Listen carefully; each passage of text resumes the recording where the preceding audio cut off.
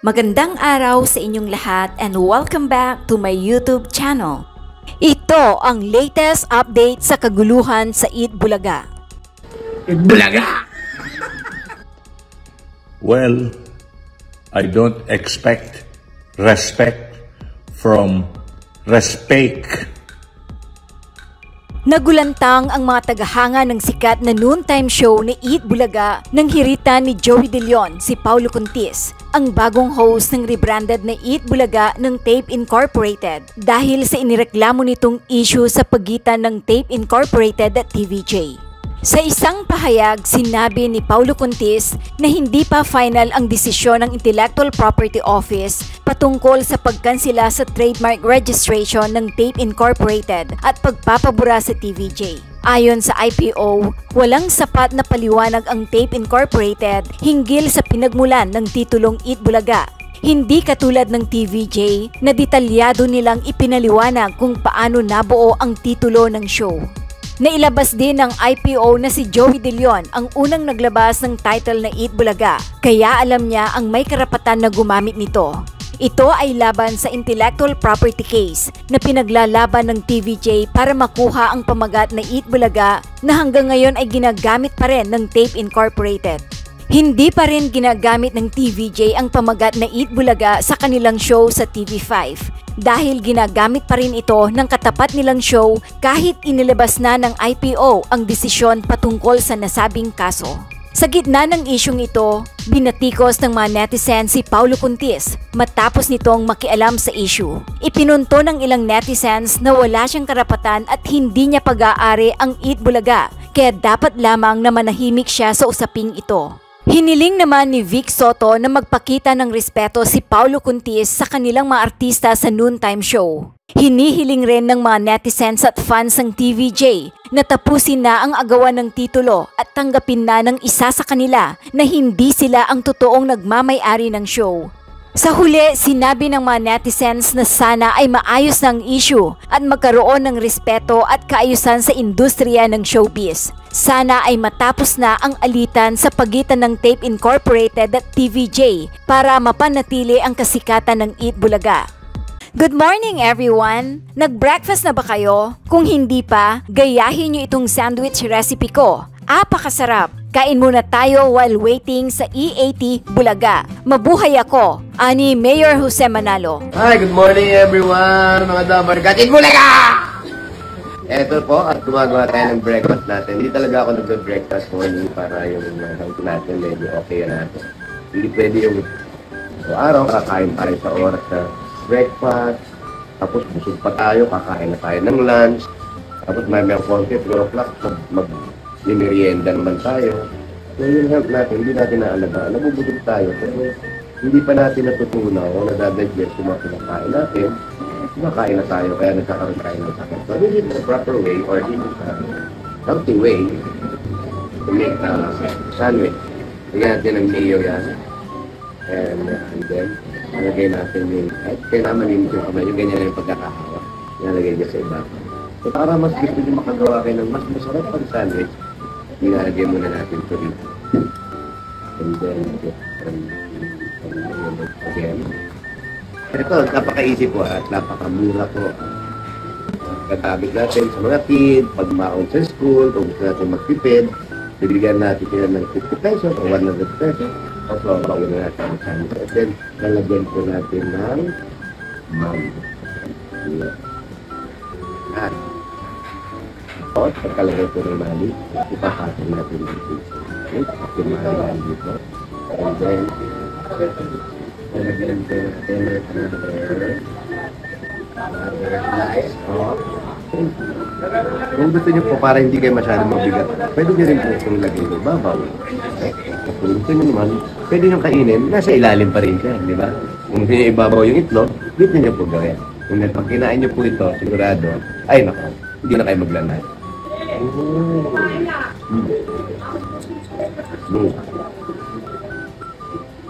May kape? Coffee? Black coffee. Black coffee. Strong sugar. Yeah. Para mas mababa yung cholesterol. Yung what do you call that? Okay. Pwede rin doon sa mga may sakit. Okay. Para kanina yung ginagawa mo sa mga nanonood lang? Bulaga! I love you, Dawargan. Narito naman ang buong pahayag ng kilalang vlogger at social media influencer na si Models of Manila TV. Entertainment registration ng Eat Bulaga kay Joey De Leon na in-interview ng 1PH si Attorney Buko. Okay? Hindi ko pa napapanood yung interview. Papanoorin ko pa lang dapat. Naisip ko, mag-live na ako, samahan nyo akong manood para makapagbigay ako ng aking raw reaction. So ano to, samahan nyo lang ako, panoorin natin. Kung hindi nyo pa napapanood, eto, sabay nating panoorin. Kasi nagsalita na si Attorney Buko, kinumpirma na. Kasi sa ngayon, report ng Abante, report ni MJ, ito, abogado na mismo ang nagsabi. So, ngayon ko pa lang ito mapapanood. Sorry guys. Ngayon ko pa lang ito mapapanood. Nalaglag. Ngayon ko pa lang ito mapapanood. Tingnan natin kung ano sasabihin. Natin si Attorney Buko de la Cruz, ang legal counsel ng TVJ. Magandang tanghali po sa inyo, Attorney. Magandang tanghali, Cheryl, at sa iyong mga taga-subaybay.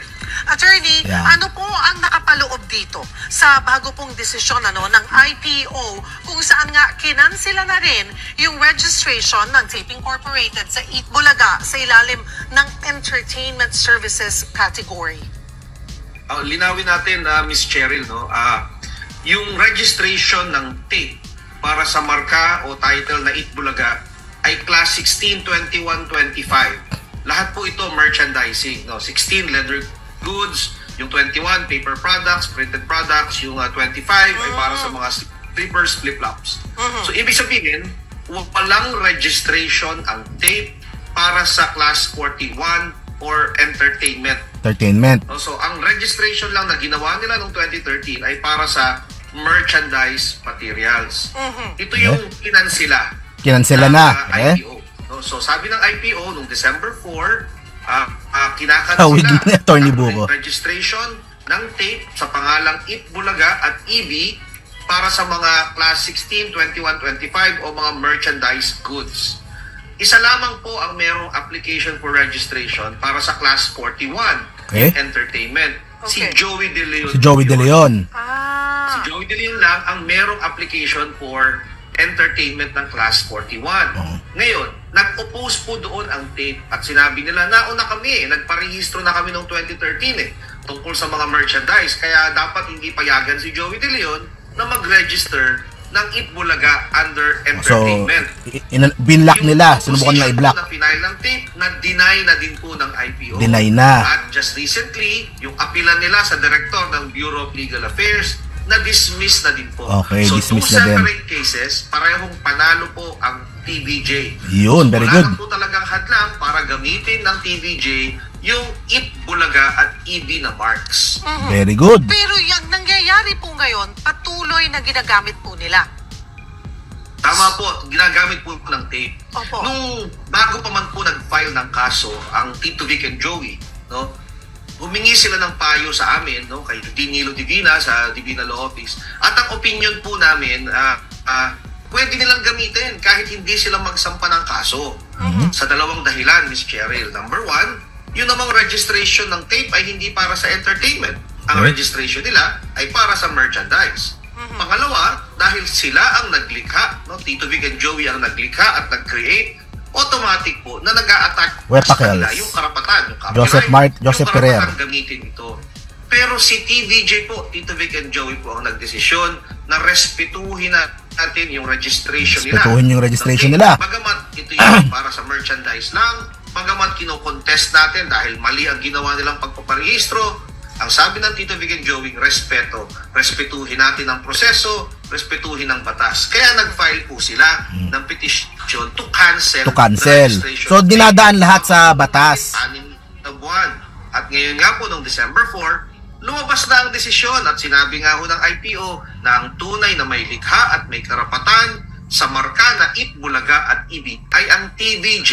Kaya hinihiling sana namin, Miss Cheryl, sila naman, yung tape naman, ang magrespeto. Sila naman, yun din sinabi niya nung press con Sila na yung magrespeto. Oo, but it's not, hindi po nangyayari yon. They continue to use Eat Bulaga.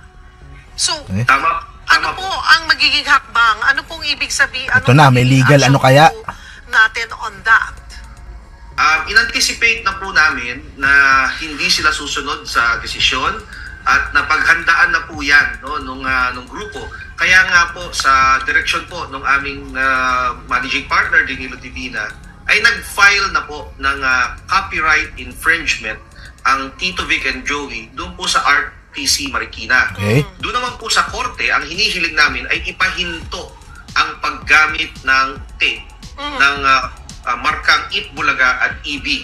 So hinihintay pa ho namin yung desisyon na yon. So kung ang tanong po, anong gagawin natin sa patuloy nilang paggamit, bagamat may ruling na nagsasabing hindi ito sa kanila, hihintayin po ng grupo na maglabas ng desisyon yung RTC Marikina dahil yung po direktang mag-injunction. Injunction. So yun pala. Para galing, no? Ang patuloy na paggamit ng walang pahintulot ng Tito Vic and Joey. Pero attorney, ang pahayag po ng tape, binigyan pa sila ng pagkakataon daw po na umapila. Kaya pwede pa raw nilang gamitin yung title na Eat Bulaga. Yun, apila. Explain lang po para sa kaalaman ng ating mga viewers. Tama po, meron pong appeal process, Ms. Cheryl. Pwede silang umakyat sa Bureau of Legal Affairs, hanggang sa Court of Appeals, hanggang sa Supreme Court. Pero ang tanong po, Ms. Cheryl, habang ikaw ay nag-aapila, gagalangin mo ba at respetuhin yung desisyon o hindi? Kikilalanin mo ba ito o hindi? So ang aming pong posisyon at paniniwala, galing talaga ni attorney. Habang ito'y inaapila mo, abay galangin mo muna, respetuhin yung desisyon. Hindi pwedeng baliwalain ang desisyon ng IPO. Tama. So if they continue to do that, yun na nga po ang hihintayin naman nating desisyon ay yung para ipahinto yung paggamit nila. Sa Marikina, injunction. Tama po. Yun po yung nakapending sa RTC Marikina. Habang wala pong final decision, which, I mean, sabi nyo nga po, they could appeal and appeal and appeal hanggat umabot po ito sa Korte Suprema. Kasi tama po, tama. Parang lumalabas kasi Attorney Buko, parang nakikita ko dito, they'll continue to use it. Anyway, may ang hihintayin natin yung sa Korte Suprema, yun ang ating susundin. Yun ang ating, sabi nyo nga po, re-respeto. Oo daw po, Sander, si Joey na daw talaga. Kaya po, anticipate na po namin yun. No? Kaya po, ang ginawa po namin, simultaneously, nag-file na po. Kasabay po, nag-file na rin po kami. Galing, no? Simultaneous, may copyright, may trademark. Na ipahinto ang kanilang unauthorized o walang autorisasyon na paggamit ng nasabing mga marka na Eat Bulaga. Alright, marami pong salamat sa inyong oras, Attorney Buko de la Cruz, Legal Counsel yun po. ng TVJ. Ganda, ang galing ng ano. So hindi, ang pinalabas ko lang po doon, kinumpirma na ni Attorney Buko na aprobado po kay Joey De Leon yung sa 41. Sa akin po, ang sinasabi ko, ang hinihintay na lang natin, dumating yung papel. Kasi may papel yan, may certificate yan na galing sa kanila, pwedeng ipakita ni Joey De Leon sa show, o dadalhin niya doon, ayun, okay, ilagay niya sa t-shirt niya yung approval ng IPO, o ano, pero sa pagkakaalam po ni Attorney Buko ay aprobado na kay Joey De Leon na. So, ang hiling po niya doon sa kabila po, sana po respetuhin yung sa korte, habang sila ay nag-aapila, sana sumunod din po sa sinasabi po noon sa IPO na ano po yan, ahensya ng gobyerno yan. At yun nga, meron akong vlog din, ka-upload ko lang, sinabi doon na may article si Board Productive na tumitingin daw ng ibang pangalan si Tape kung sakaling kailangan nilang magpalit, diba? At sinabi din doon na yung sa mga advertisers daw ay parang okay na sa mga advertisers kahit magpalit sila ng pangalan. So sana po lumambot yung puso at change of heart itong sa Tape at respetuhin yung utos ng IPO. Kung gusto nila mag-apela sila, pero palitan na muna nila yung kanilang pangalan dahil po sa batas at sa taong bayan, 'di ba? Ang Eat Bulaga po ay yung show na naroon sa Channel 5. Ayan. So ang last na lang, ang ganda no strategy nila Attorney Buko, 'di ba? Dalawa may trademark, may copyright. So habang maingay itong copyright ng copyright, tumatakbo pala yung sa trademark na kaso. Hindi natin namamalayan na ano pala tayo doon. Kumbaga ang ganda pala ng laban natin doon. 'Di ba? Natatakot na nga ako noon baka matalo tayo sa trademark, pero hindi. Ang ganda ng strategy nila Attorney Buko. Ngayon meron tayong hinihintay na copyright case, na kung matitingnan ng copyright case na yung trademark, na tama nga sila Atty. Buko, yung trademark na contest nga na ilipat sa TVJ. Kaya sana po yung Marikina, lalo na yung injunction, ay pumabor po sa TVJ. At kung ayaw mang magpalit ng tape na on their own, sapilitan po, kailangan nilang magpalit dahil po iuutos ng korte. Tungkol po dito sa statement ni Atty. Buko na kay Joey De Leon na ang 41, classification number 41, Itbulaga, at tuloy-tuloy na po. Boss, hindi ba pwedeng pagbawalan ng IPO na wag nang gamitin ng titol? Ayun po, yun ang magandang tanong po yan, ha.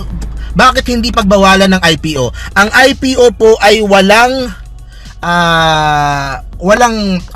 ano magandang term doon? Hindi siya pwedeng manghuli. Wala siyang police power, yung pong IPO. Okay? Ang IPO po ay nagde-decide lamang pagdating po sa rehistro. Kapag nakapag-decide na sa rehistro, hindi po siya yung manghuhuli, wala po siyang police power. Magandang tanong yun, ha, kasi yun nga, ang IPO walang police power. Kapag meron ka ng IPO, pwede mo nang makipag-coordinate sa police, sa NBI, sa korte, para po i-implement yung pong iyong trademark. So kadalasan, kunyari, isip tayo ng kunyari yung produkto ko, example ito kunyari Premier, itong di ba? Nagpa-IPO sila ng tatak ng kanilang mineral water. Tapos na-aproba. Tapos merong nangongopya sa kanila, 'di ba? Yung pong sa IPO na hawak nila, yun po yung idadali nila sa police o sa NBI para po ipahuli yung pong mga nangongopya sa kanila. O kaya sa korte. Dito sa case na to, sa korte po sila maghaharap. So wala pong sariling yung IPO, walang sariling police power. Yan, saan pwedeng isumbong ang tape kasi hindi nila sinusunod ang sa korte po. Sa korte nga 'yon. Sa mga trial court. Yun nga, kasi meron ng copyright case, idadagdag na lang doon nila attorney, or pwede pa silang magsampa ng panibagong trademark infringement case. So, pero sa case na to, mukhang hindi na nila dadagdagan yung kaso, itong copyright lang okay na. Sa totoo lang, okay na eh. Okay na yung TVJ eh.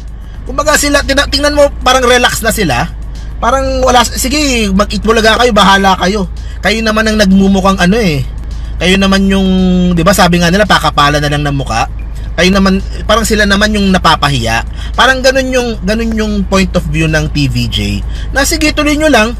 Basta nasa amin yung trademark, nasa amin yung suporta ng tao, 'di ba? Ituloy nyo lang 'yan. Kayo yung nagmumukhang nagmumukhang katawa-tawa o nagmumukhang, 'di ba, mali sa sitwasyon na 'to. Kaya hindi sila nagmamadali na napatigilin yung pong mga nasa tape sa paggamit ng Itbulaga. Kasi alam na nila, panalo na sila.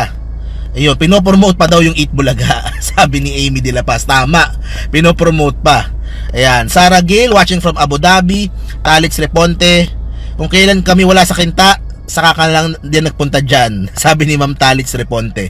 Malapit lang kasi ito sa bahay ko, sa may Eastwood lang ako malapit eh. Mamita Bailon, Dolores Barol, Arnie Tardo, Cecil Joaquin, pwede po ba silang kasuhan sa patuloy na o pwede po, yung kaso ngayon, copyright, umaandar yon, tapos pwede pang isa pa, trademark infringement. Pero yung nga, baka hindi na, itong copyright lang, papatigilin na yung Yeah, sabi nga ni Joey, salamat sa pag-promote sa show namin. Mag-subscribe at i-click ang notification bell para sa mga susunod na video updates. Maraming salamat po.